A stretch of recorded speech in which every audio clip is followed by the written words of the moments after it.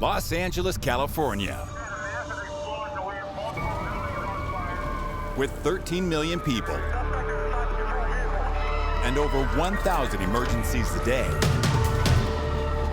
it's often referred to as the local news capital of the world.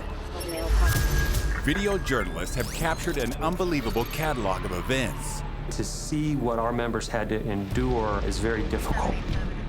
This is almost like a movie. It's hard to believe that this was real life. With our first on-scene heroes' perspectives, this is an insight into their most thrilling moments.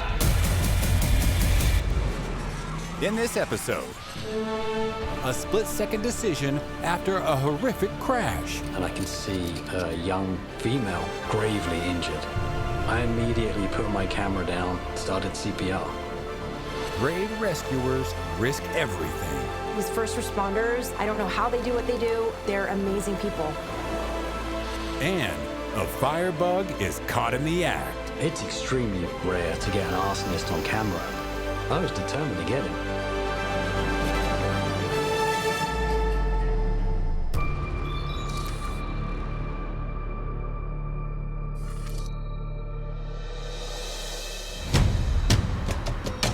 Just south of downtown LA in Torrance, first responders have been called out to a bank that is on fire. I head down to this commercial fire. It's a big bank on fire in Torrance. I can see other cameramen there on the ground already, so I went for a better vantage point. I got up on a parking structure, I looked down, had a great shot. The whole bank is fully engulfed in flames. So as an incident commander, when you arrive on scene, you have a large one-story commercial building that's a Chase Bank, fire through the roof. You need to go defensive on it. It's not occupied at the time, so you know there's no life hazard inside. So we're gonna surround all four sides and start to pour water on it. But there's more to this fire than it appears. I got the shots I wanted, I'm packing my gear up, starting to drive away, and something in the corner of my eye makes me turn towards the bank again. What I didn't realize, there was a car inside of the bank that caused the fire.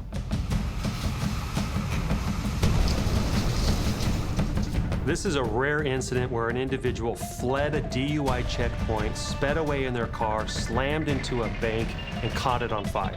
The news story really starts with the bank on fire, burning down. But then when you find out a car crashed into it and he was running from a DUI checkpoint, it just keeps getting better and better.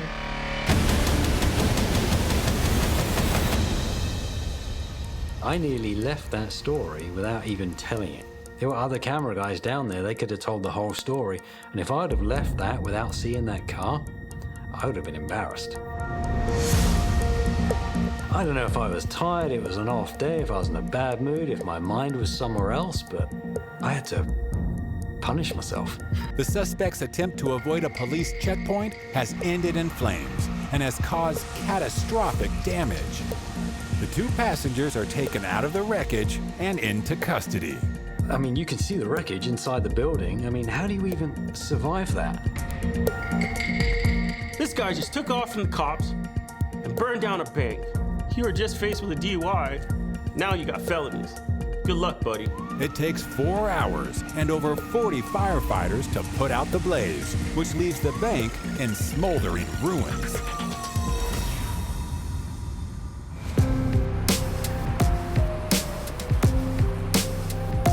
The residents of Sierra Madre, northeast of downtown LA, are no strangers to furry visitors.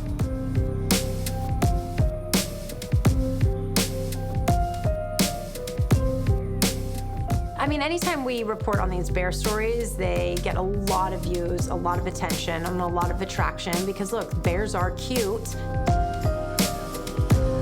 However, they can be dangerous. Middle of the day, you've got a bear walking around. I mean, there's plenty of things that can go wrong with this.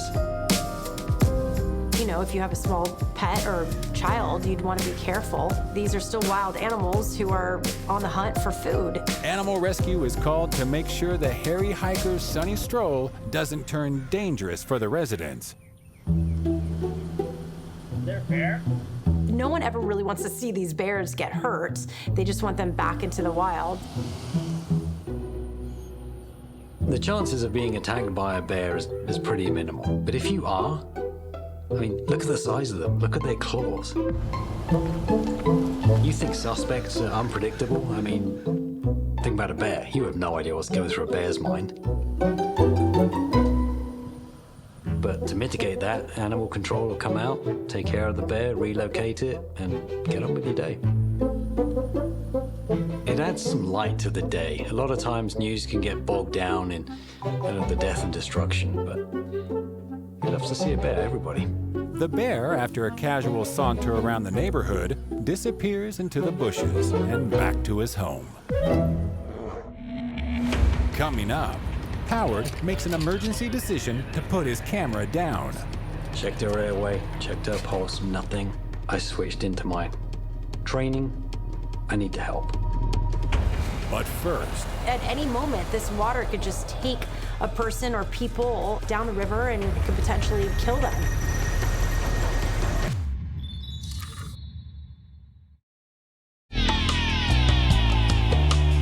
Los Angeles weather is famous for its year-round sunshine. But when it rains, it pours. When storms set in California, riverbeds flood quickly. The only way out is to either wait out the storm or be rescued. We do work with law enforcement to get people out of these areas surrounded by water that's only going to swell and rise with anticipated coming rain. Not everyone heeds those warnings. It's just after 1 p.m. in Ventura County, and a group of people are in a dangerous situation.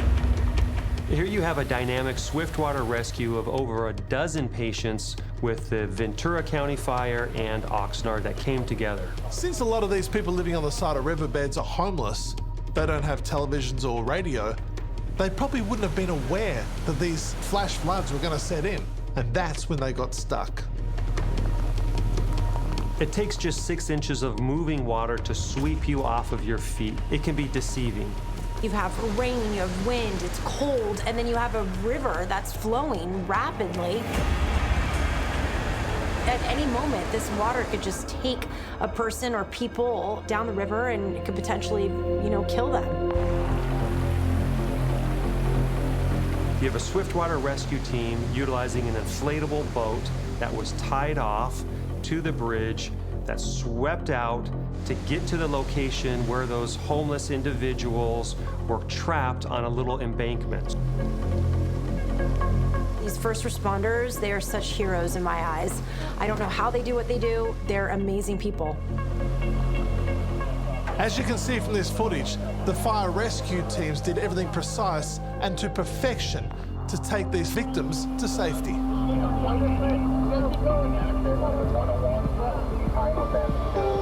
This scenario ended about as good as it can. Over a dozen people were rescued without injury. With the rescue a success, the people are taken to dry ground to warm up and wait for the floods to subside. Video journalists are often the closest to the scene when an emergency call comes in. And sometimes they are faced with a choice of filming or stepping in to help. So this is a story I'm never gonna forget. I just happened to be driving by. I was the first person on scene. It's 2 a.m. in Studio City, and Howard has come across a devastating crash. We have some big, wide open roads that allow for speeds to get high, and people will test the limits. I was driving down the freeway. I saw half a car on the right shoulder and half a car in the middle of the freeway. The car was demolished, literally demolished. What am I walking into? I mean, I really didn't want to walk into it. You know what damage has been done to that car. Imagine what that can do to a human. So I grabbed my camera and I'm walking to the scene. I walk past the first half of the car, and I look down, and I can see a young female, gravely injured. Not moving, not breathing. It was that severe at that point. No one else was there. I immediately put my camera down. I straightened her out, checked her airway, checked her pulse, nothing. Started CPR. With this young woman's life on the line, Howard desperately attempts to save her. Coming up. I switched into my training. I need to help. To be a witness to something like that and to be able to help someone like that. That is very difficult for people to do.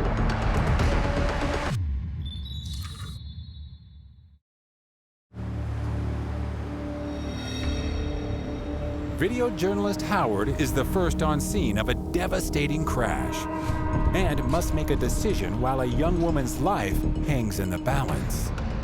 And I look down and I can see a young female, gravely injured. Checked her airway, checked her pulse, nothing. Started CPR. I switched into my training. I need to help. Los Angeles is unique that we do have videographers chase our emergency incidents at night. And I'll say from firsthand experience over years and years that Howard is, in my opinion, one of the best of the best. And this is an example of exactly that. To be a witness to something like that and to be right there and be trained and have the ability to be able to help someone like that. That is very difficult for people to do. I don't believe being trained in CPR is a requirement for any journalist. I've taken it upon myself, and I know my brothers have too, to train because we see so much stuff, and in certain instances like this, we can actually try and help. When we see civilians arrive on scene of emergency incident, they're spinning, we call it, because they're moving in circles and don't know what to do, and they're going in another circle. And Howard jumps into action. Howard continues life-saving measures until emergency services arrive and take over, but the woman is still unresponsive. And then I turn around and the fire department are covering her body. I'm never gonna forget that image. Them covering someone I've just tried to save. Heartbreaking. Absolutely heartbreaking. The driver from the second vehicle lives and is taken to the hospital, but the young woman Howard bravely helped, unfortunately passes away. This is an absolutely tragic, deadly accident. I feel for Howard, who was first on the scene and who actually performed CPR on this young victim. I mean, my heart goes out to him too. You know, I've gone through my head a million times. Did I do anything wrong? Did I do anything differently? Did I not do something right? She passed away at the scene, and her family and friends started showing up. And that's when the raw emotion hit. I mean, that was just plain awful. I got messages on social media saying, "Thank you very much for what you do. I know not a lot of people do things in your position." And then I had a guy reach out to me and he said, "I'm a relative of hers. I saw what you did." And he thanked me for it. Knowing that I could have been one of the last people to see her alive is hard, but having them reach out to me and say thank you means the world to me.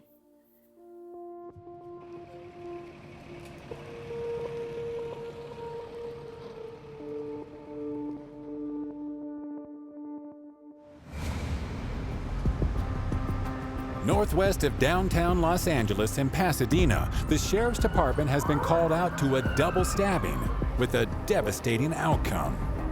They were both random acts of violence, separately. One person on one side of the road was being robbed, stabbed. The suspect went across the other side of the road and stabbed another person. There was a fella that came through who was stabbing a couple of guys, and then they ran from him through the gas station I had a patron taking an order, and as he went back to his car, the guy came over demanding money from him with scissors in his hand. Looked like he was trying to stab him as well. Deputies who arrived on scene attempted to contact the suspect. The sheriff's department showed up right behind him. Then he just started running down the street. The suspect who stabbed them was shot and killed by a deputy. Officers never want to discharge their firearms. In the line of duty, sometimes situations dictate that they do. He'd already stabbed 2 people. There's a good chance that he's going to try to harm someone else. With that mindset, an officer is allowed to discharge his firearm at a fleeing suspect. The family arrives on scene and became very angry, distraught, emotional.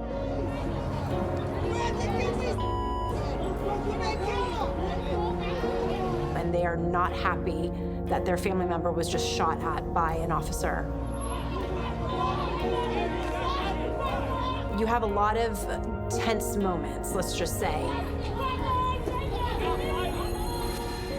The brawl with the distraught family is contained, and the stabbing victims are taken to hospital with serious injuries. Coming up.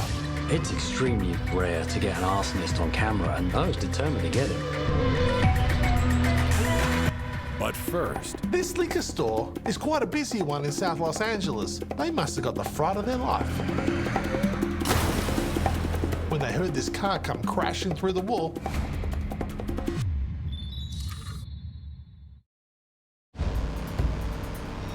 in Los Angeles, police pursuits happen almost daily. Sometimes these criminals are so desperate, they'll go to extreme lengths to get away.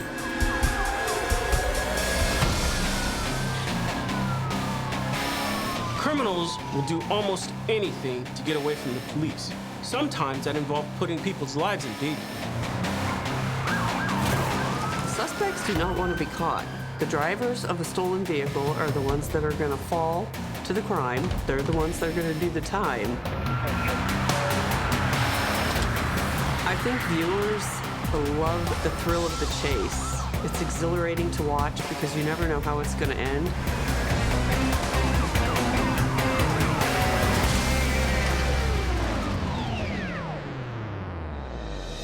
It's 10 p.m. in South Los Angeles, and police are following a stolen vehicle.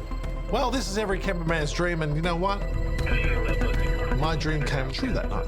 I got lucky on this story. I actually heard that LAPD were following a Code 37 vehicle southbound on the 110 freeway. Now, a Code 37 vehicle means it's a stolen vehicle. He turned off and went into a parking lot. I just happened to be around the corner, and I pulled into that same parking lot as he did. Once the suspect sees the police behind him, he takes off. This guy chose to flee, and the police gave chase. As soon as I saw that driver take off and my camera was rolling, the adrenaline went from 0 to 100 real quick. After the suspect took off,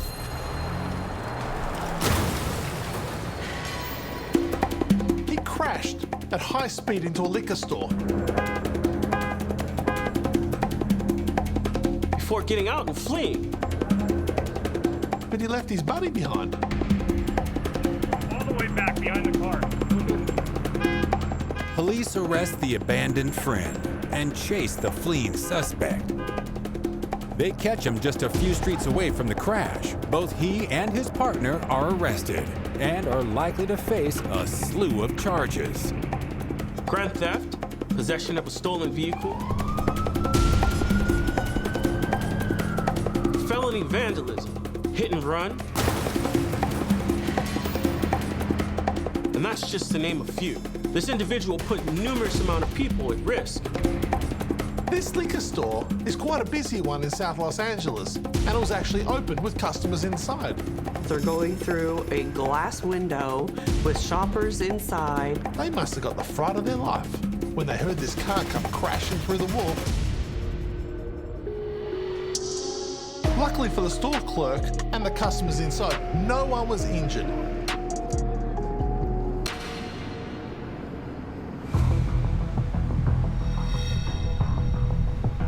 In Los Angeles, almost 4,000 arsons occur every year.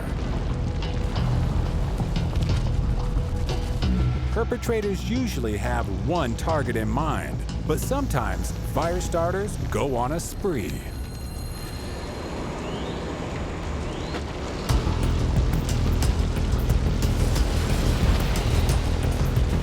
Subjects lighting fire in LA County are normal.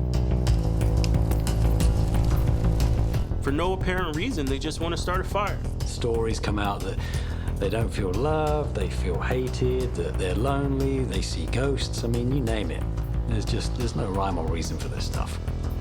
It's 8 p.m., and first responders have been called out to what seems like a straightforward garbage fire. But it quickly escalates to an arson rampage. Unfortunately, arson is fairly common. This suspect that actually destroyed 12 vehicles in a short amount of time, that's something that's fairly uncommon. This guy was going around setting fire to things. I mean, an arsonist on the loose in my neighborhood. The subject was going around lighting up 2x4s of wood and sticking them under the gas tanks, causing the vehicles to set ablaze. One car after another was being set on fire. This was a real Tom and Jerry cat and mouse game. I tracked his movements throughout the night. I was determined, I don't know why that night specifically, but I was determined to get him. I hear an address come out for a car fire across the street. So I look over.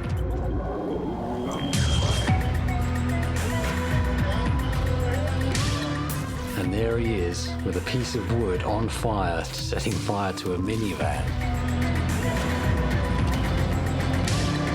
And I get it all on camera. Just as the fire department show up, and they're mad. They hate arsonists.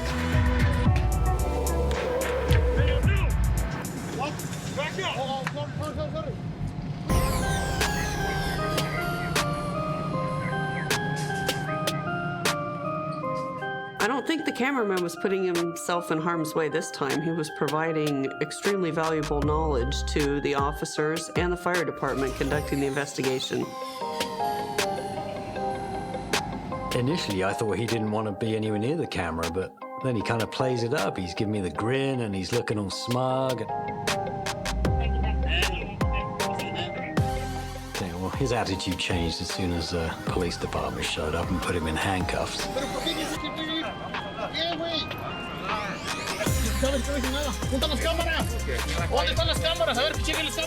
The fire department recovered alcohol as well as methamphetamine from the suspect prior to the police arriving on scene. This could have been a lot worse. If he kept going or if he wasn't caught, all he needed to do was set fire to a car in a carport. May have been fun and games for him, but it could have got really serious. The man is taken into custody. Howard's video evidence of the incident could make this a cut and dry case. It's extremely rare to get an arsonist on camera. I enjoyed it. It was a fun game.